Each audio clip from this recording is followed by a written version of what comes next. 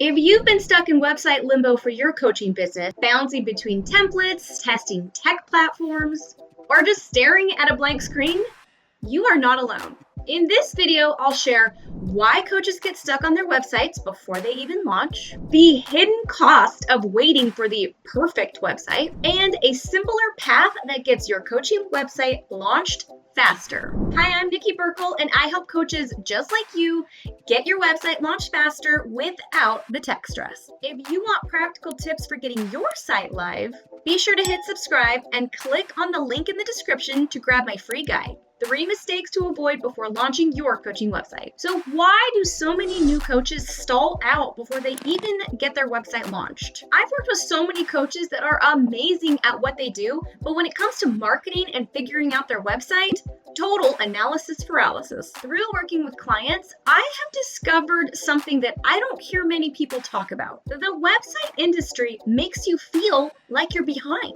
and like your site has to be perfect and elaborate before you put it out there.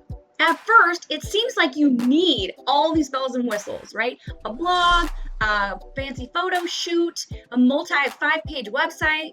And if you don't have it all figured out, then you start to think, gosh, well, maybe I'm not ready yet. And then sometimes that can lead to, well, maybe I'm just not good enough. And that is a recipe for getting stuck before you even have a chance to launch your first coaching website. If this is you, type stuck in the comments or click like. I want you to know you are not alone. Now, let's talk about the cost of waiting to launch your perfect website. When you're delaying your website, what's really happening in that website limbo is you're delaying your business. This is what happens when your site's half done or you're too overwhelmed to start anything at all. You start holding back. You hesitate to reach out to potential clients. You don't pitch yourself for opportunities. And in this example, it's all because you don't have a place to send people to that looks credible and makes you feel like a confident coach. So that's one place where coaches can lose traction, not because they're bad at business, but because their website becomes a bottleneck instead of a launch pad.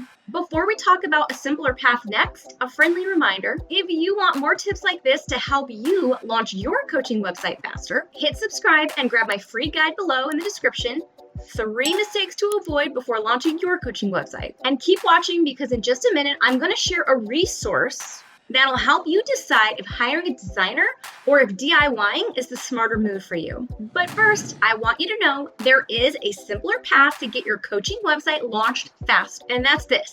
Your website does not need to be a massive, complicated, multi-5-page website to begin with. In fact, the simpler it is in the beginning, the better it is for your coaching business, especially when you're just starting out because your coaching business is going to evolve a lot as your coaching evolves. Think about when you started coach training. They didn't hand you every lesson at once. No, they took you step by step so you could build your skills over time. A website is the same. It doesn't need to be complicated. You don't have to start at the end. You start at the beginning. But that brings up the next question. What is the smartest way to get it done? Well, in the next video, I'll walk you through exactly what it costs to hire a designer and why even if DIYing has felt impossible, going the full designer route might not be the best option, and we'll talk about an option that's in between that might be a smarter move.